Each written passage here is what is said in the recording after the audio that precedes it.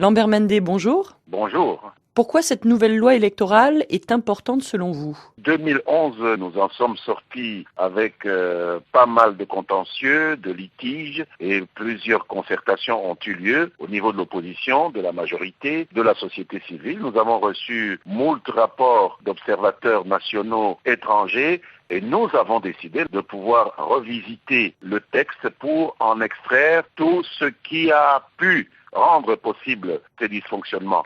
Nous sommes assez surpris de voir que maintenant, une partie de l'opposition s'y oppose. Mais pourquoi vouloir conditionner la tenue des scrutins à venir, et notamment de la présidentielle, au résultat du recensement? C'est ce qui avait été demandé par l'opposition d'abord, nous n'avons fait que les rejoindre, et qui est fait dans le monde entier, puisque moi je ne connais pas de pays où on peut aller dans des élections législatives sans avoir au préalable dénombré la population pour pouvoir répartir les sièges des représentants au prorata du nombre de la population. C'est ça l'équité électorale. Selon les estimations qui circulent au sein de la communauté internationale, ce recensement prendra au minimum 20 mois. Est-ce que vous pensez tenir la présidentielle dans les délais impartis par la Constitution? C'est l'effort que nous faisons. Au jour où nous parlons, ce n'est pas dans 20 mois que l'élection doit se tenir, c'est dans plus de 20 mois.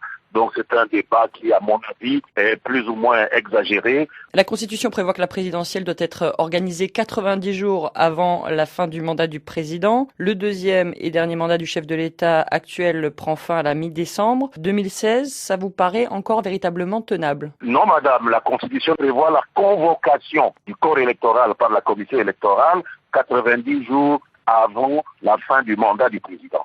Donc ça veut dire que la présidentielle pourrait se tenir en 2017? Elle peut se tenir en 2016 comme elle peut se tenir en 2017. On a déjà vu ça, aussi bien en 2006 qu'en 2011. Nous n'avons pas vu le ciel tomber sur nos têtes. Donc ça veut dire que le président pourrait avoir un mandat qui dépasserait les 5 ans? Nous avons aujourd'hui un Sénat qui a dépassé de 3 ans le mandat qui lui a été attribué. Le ciel n'est pas tombé sur nos têtes non plus. Ce que pense l'opposition, qu'il y aura glissement du calendrier électoral, vous-même, vous réalisez aujourd'hui que ce ne sera peut-être pas possible de tenir toutes les élections avant la fin 2016. Je n'ai pas dit cela. Il est possible qu'on tienne les élections avant la fin de 2016. Et c'est ce à quoi nous nous attelons. Ils sont simplement en train de dramatiser les choses. Même dans cette hypothèse-là, il n'y a pas péril dans la demeure puisque la Constitution l'a bel et bien prévu. Et nous y sommes d'ailleurs maintenant, puisqu'il n'y a aucune institution provinciale qui est encore dans son mandat. Le Sénat n'est plus dans son mandat. Pourquoi avoir voulu empêcher l'opposition de manifester dimanche et lundi son opposition à la loi électorale alors que ce droit est inscrit dans la Constitution? Il y avait quelques centaines de personnes qui voulaient se diriger vers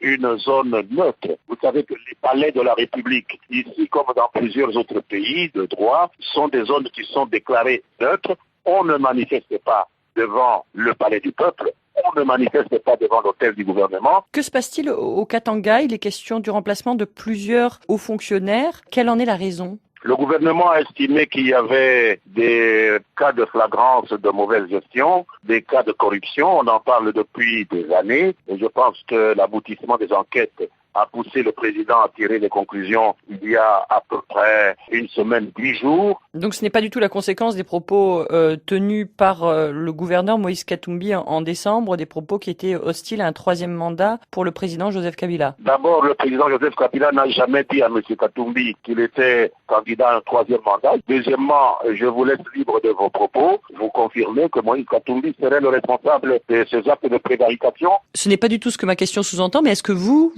accusez ou vous soupçonnez le gouverneur Moïse Katumbi d'être à la tête de ce réseau de corruption que vous dénoncez? Mais il y a des enquêtes qui sont en cours. Nous ne pouvons pas dire que tel est coupable ou qu'il ne l'est pas. Il faut attendre. En 2013, la Commission africaine des droits de l'homme et des peuples avait donné 180 jours à la RDC pour la notifier de la mise en œuvre de ses recommandations, dont la plus importante était celle de libérer la quarantaine de personnes toujours détenues après avoir été condamnées en 2003 pour l'assassinat de Laurent-Désiré Kabila.